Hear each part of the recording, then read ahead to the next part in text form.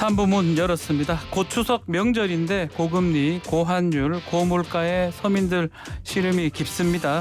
어제 여당과 정부 대통령실이 물가 대책을 논의를 했습니다. 자, 이 내용과 더불어서 윤석열 정부의 국정구상 한덕수 국무총리로부터 직접 들어보겠습니다. 총리님 안녕하십니까? 안녕하세요. 네, 총리님.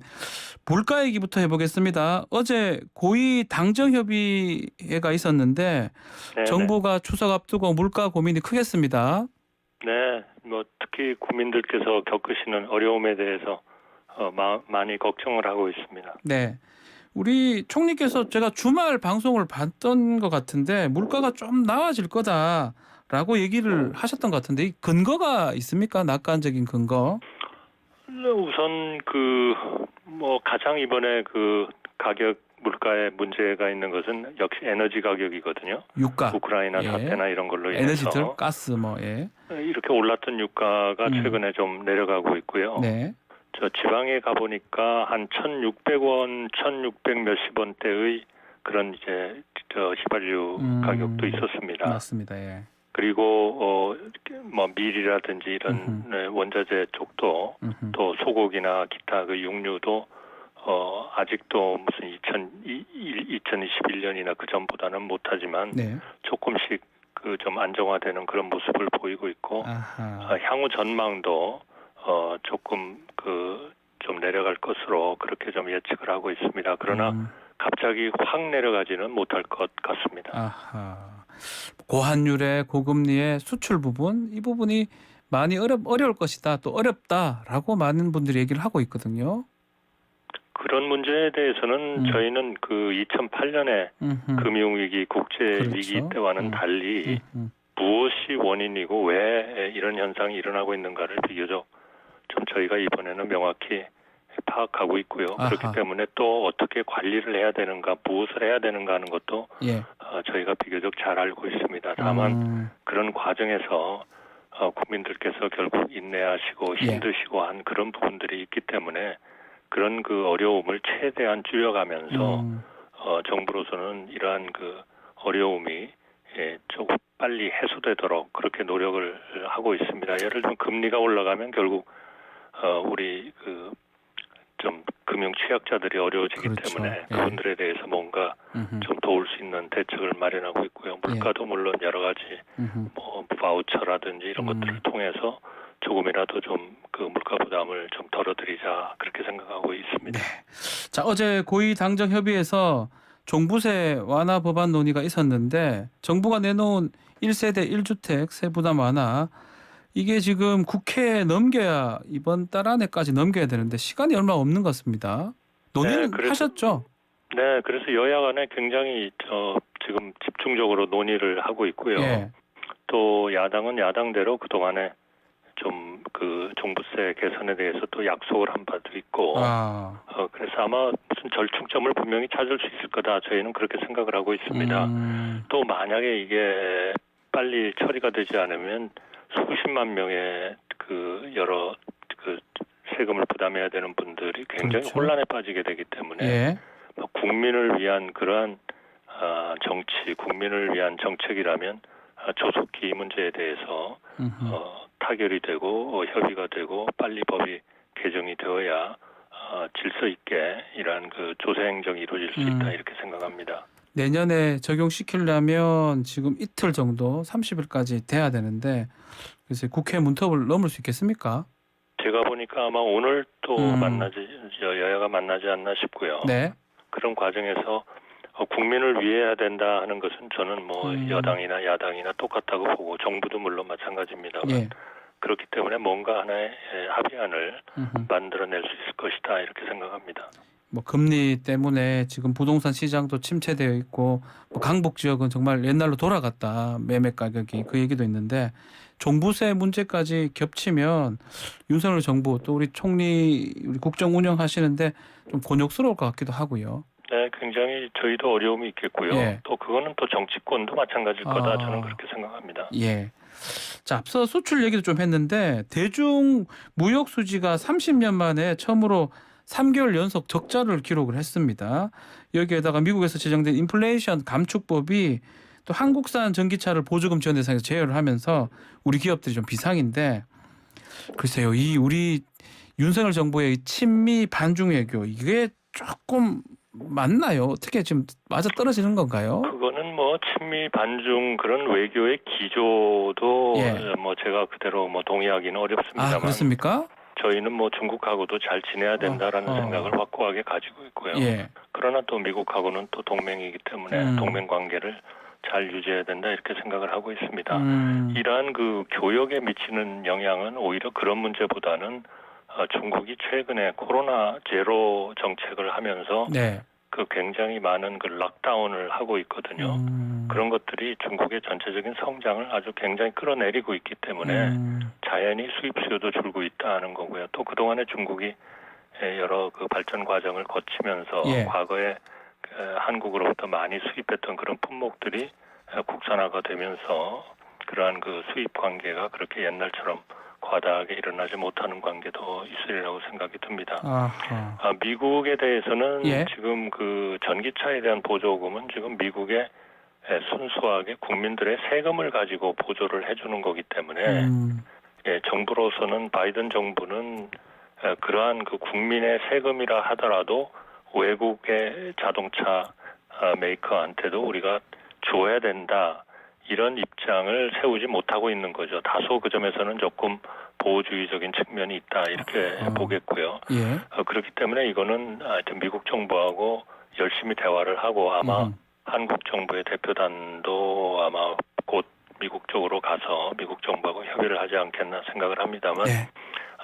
이러한 그 문제를 하여튼 한미 간의 정부 간에 충분히 협의를 하고 예. 뭐 필요하다면 다자적인 그러한 그 판단도 받아보는 것도 가능하다 저는 그렇게 생각합니다. 자, 외교 문제 마지막으로 일본 문제도 한번 여쭤보겠습니다. 특히 강제징용 배상 문제를 풀기 위해서 외교적 해법을 좀 어떤 것으로 고민하고 있습니까? 대의 변제 얘기도 나오고 있더라고요. 지금 어떤 방법으로 하겠다는 그 방침을 최종적으로 결정을 하지는 않은 상태고요. 네.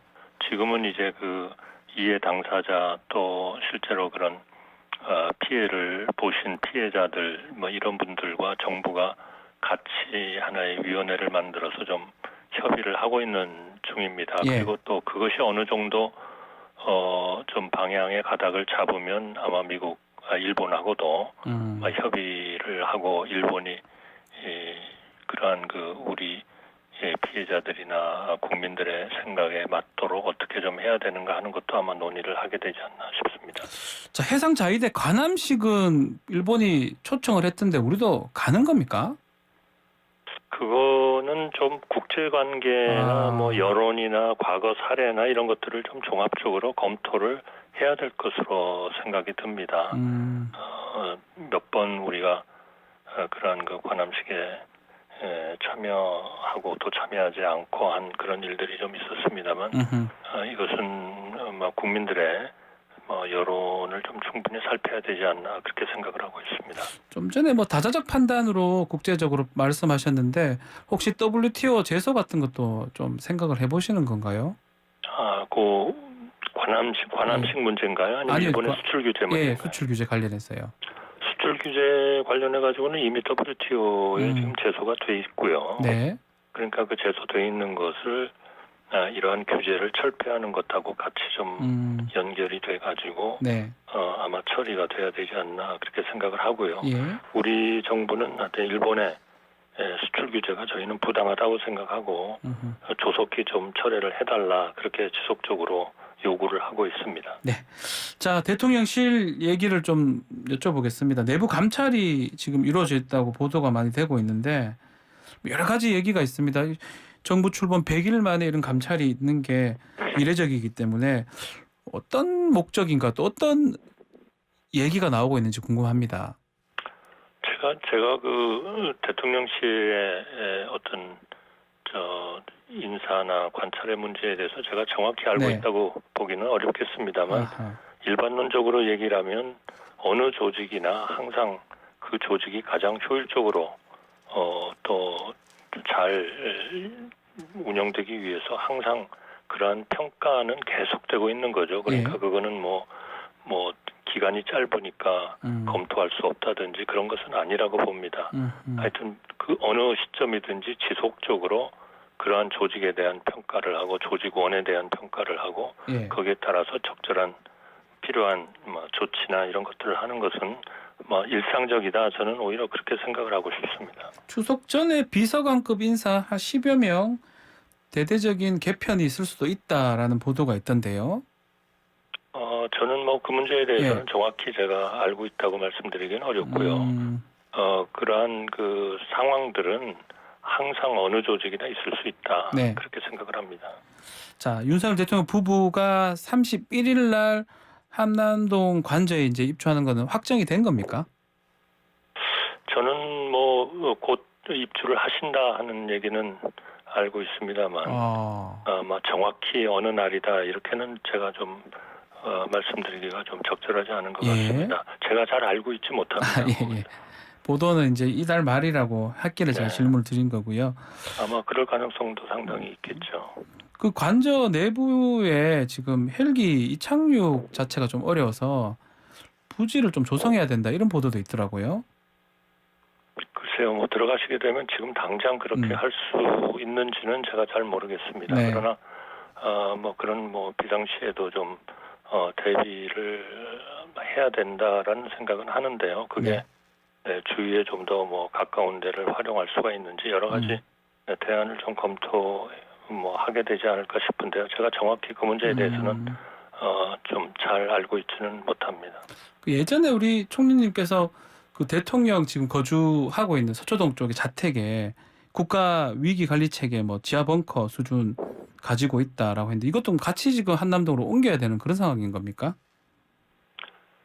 제가 정확하게 그 문제를 다 말씀드리기는 어려울 것 같은데요. 자, 제가 말씀드리는 것은 이러한 재난이나 이런 상황이 됐을 때 대통령께서 어디에 계시든지 그것을 일정한 보안이 유지되는 차원에서 전국적인 지휘를 할 수 있는 그러한 시설이나 설비나 이런 것들은 항상 대통령과 같이 있다. 그렇게 말씀드리고 싶습니다. 민주당이 그 얘기를 했더라고요. 사전에 위기 대응 시스템에 대한 자료 이거 좀 공개해달라고 얘기를 했던 것 같은데요. 어떤 자료죠? 사저의 벙커라든지 국가 위기 대응 시스템. 굉장히 좀 하나의 좀 밝히기는 어려운 상황들이겠죠. 그거는 재난에 대응하는 것도 있겠지만 또 안보상 위기 상황에 대해서 대응하는 그런 기능도 아마 상당 부분 같이 할 거기 때문에 그런 것들을 자세하게 알리는 거는 조금 어려울 것 같습니다. 네. 자, 민주당 얘기도 질문 한번 드려보겠습니다. 어제 전당대회가 끝났고요. 이재명 당대표가 선출이 됐는데 정부 입장에서는 좀 일을 좀 제대로 하려면 야당 협조가 지금 필수적인 상황인데 계속 영수회담이든 어떻든 좀 만나야 되는 거 아니냐 이런 얘기가 있긴 하더라고요. 그 부분 총리께서는 어떻게 보십니까? 우선 새로운 대표의 선출에 대해서는 저는 환영을 드리고요. 제가 물론 찾아뵙기도 할 거고요. 찾아뵙는다고요? 제가 찾아뵈야죠, 당연히. 찾아뵐 거고요. 또 혹시 날짜를 정하신 건 아니죠, 아직까지? 아직 안 정했습니다. 이제 어제 막 선출이 되셨기 때문에 오늘 중으로 비서실하고 제가 협의를 하려고 하고 있고요. 지금 방금 말씀하신 대로 정말 야당의 협조가 없이는 이 정부가 제대로 된 미래에 대비하는 게 불가능하거든요. 하여튼 그런 좀 당연히 같이 일하고 협치하고 그리고 서로의 국가에 대한 기여를 서로 공유하고 하는 일들을 계속 해야 할 것으로 그렇게 생각이 듭니다. 대통령께서는 좀 이재명 대표 만나는 거 그런 부분 좀 고려가 되고 있을까요? 저는 적절한 시기에 그렇게 하시지 않을까 생각이 듭니다. 물론 제가 아직 대통령께 직접 확인은 한 사항은 아닙니다만 평소에 대통령님의 생각은 결국 야당하고도 잘 협조를 해야 된다 이렇게 생각을 하시기 때문에 사안과 분위기나 이 시기나 이런 것들을 보셔가지고 저는 충분히 그렇게 하실 수 있을 것이다 이렇게 생각합니다. 어제 이재명 대표가 했던 얘기 중에 좀 대선에서 냈던 공약이 윤석열 후보 또 이재명 후보 비슷한 게 되게 많았다. 예, 맞습니다. 같이 추진하자고 하더라고요. 그래서 제가 여러 번 말씀드렸습니다마는 여야 간에 공통으로 생각하고 있는 게 많기 때문에 그런 부분에 대해서는 좀 속도감 있게 뭔가 결정을 하자 하는 것들이 많죠. 이번에 종부세 같은 것도 바로 민주당에서 그동안에 주장하던 내용들이 사실 담기고 같은 분야도 많거든요. 네. 그러니까 그런 부분들을 찾으니까 굉장히 많아요. 그래서 하여튼 그 부분은 저희가 하여튼 야당하고 충분히 좀 잘 협의를 해서 네. 빠른 시일 내에 우선 그렇게 공통적인 것부터 좀 해결을 하는 식으로 그렇게 좀 협의를 드리려고 하고 있습니다. 다만 걱정인 게 지금 여당 상황이에요. 여당이 지금 리더십이 지금 부재 상황으로 봐야 될 것 같은데 대통령실이나 정부에서 지금 여당 상황 예의주시하고 있는 겁니까? 어떻게 보고 계십니까? 정부로서도 당연히 관심을 가지고 지켜보고 있죠. 예. 그리고 이제 일정한 뭐 소정의 절차를 밟아서 저는 뭐 당연히 여당도 필요한 조치들이 다 이루어질 걸로 저는 기대를 하고요. 예. 또 그것이 꼭 필요하고 그러나 이제 당장 저희가 당정 협의를 한다든지 또는 그 여당의 국회의원들이 각 상임위원회에 들어가서 일을 하는 거라든지 하는 것들은 당장 뭐 지장이 있는 것은 아니지 않는가 이렇게 생각을 해서 정부와 그런 그 여당의 국회의원들과 충분히 협조를 하고 필요한 것은 뭐 당정회의 같은 것을 통해서 계속 긴밀하게 협의를 해나갈 그런 생각입니다. 네. 자, 이제 총리께서 이제 국무총리직 수락하셨을 때 공직 생활 중에 뭐 못다 이룬 개혁에 대해서 이제 고민이 있었다라고 말씀을 하신 바가 있는데 지난 100일입니다. 100일 좀 더 지났는데 그 꿈을 조금 많이 이뤘습니까? 저는 뭐 상당히 여러 분야에서 바탕은 지금 단단히 하고 있다. 저는 그렇게 생각합니다. 지금 전체적인 국내 여건이 너무 달라졌기 때문에 지정학적인 문제라든지 미중 간의 문제라든지 공급망의 문제라든지 코로나 이후의 이 경제의 어떤 운영 상황이라든지 세계화의 문제라든지 또 국내적으로 보면 이 불균형의 문제 또 낮은 출산율의 문제 또 MZ들에 대한 좀 희망을 저희가 주는 문제 이런 것들이 굉장히 복합적으로 엉켜 있어서 향후 5년 정도에 우리가 이 문제를 해결을 하면 선진국으로 갈 거고요.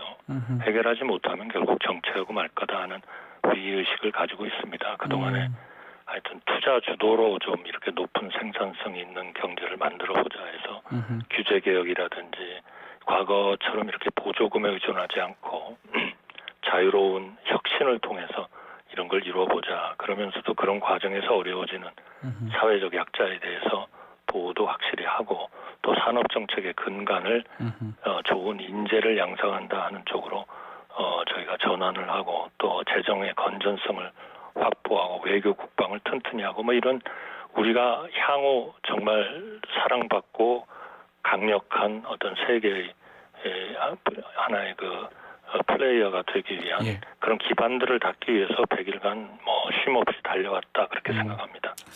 자, 어제 페이스북 제가 좀 보니까 초심을 잊지 않겠다. 국민 위한 마지막 봉사 열심히 뛰겠다라고 했는데 이 국민들이 현재 윤석열 정부의 정책 방향에 대해서 잘 모른다는 여론이 좀 많습니다. 이 방향 제시를 어떻게 하면 좋을까요? 네, 그 부분은 저희가 참 좀 아쉽게 생각하고 또 반성도 하는 그런 부분입니다. 네. 결국 그 좀 더 국민들의 눈높이로 국민들의 그 다가가는 그러한 그 설명도 해야 되고 내용도 충실하게 더 좀 다잡아서 잘 만들어야 되겠다 그렇게 생각을 합니다. 자, 끝으로 좀 국무총리로서 추석도 앞두고 있고요.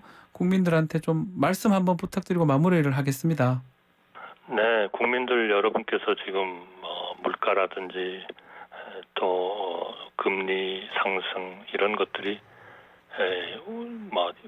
과거의 어떤 정책이나 세계의 정책이나 이런 것들에 의해서 지금 분명히 일어나고 있습니다만 저희는 이것을 이 정부가 반드시 해결해야 하는 그런 문제로 생각하고 있고 또 해결하는 것은 우리의 책임이다 이렇게 생각을 하고 있습니다. 국민들이 어려움을 겪고 계시지만 좀 국민들의 어떤 인내를 좀 기대를 하고 정부로서도 하여튼 최대한 이러한 그 어려움이 빨리 끝날 수 있도록 그렇게 노력을 하겠습니다. 중장기적으로는 우리나라가 정말 미래의 가장 그 중요한 그런 세계의 국가가 되도록 그렇게 노력을 해나가도록 하겠습니다. 추석 잘 지내시고 네. 댁내의 평안함이 항상 함께하시기를 바랍니다. 네. 총리님도 건강하십시오. 네, 감사합니다. 네, 오늘 말씀 여기까지 듣겠습니다. 감사합니다. 네, 감사합니다. 한덕수 국무총리와 말씀 나눴습니다.